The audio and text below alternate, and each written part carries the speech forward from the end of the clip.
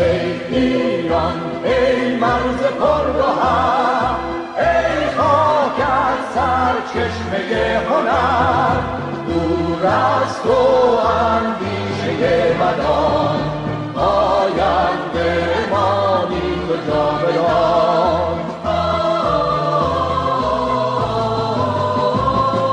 ای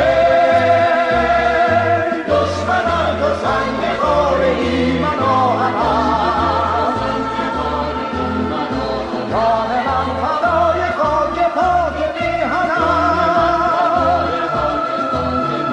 مهر تو شد دیشب، دور از تو نیست اندیشم، در راه تو ای ارزشی دارد این جان ما، پاینده ما خاک ایران ما، ای ارزشی دارد این جان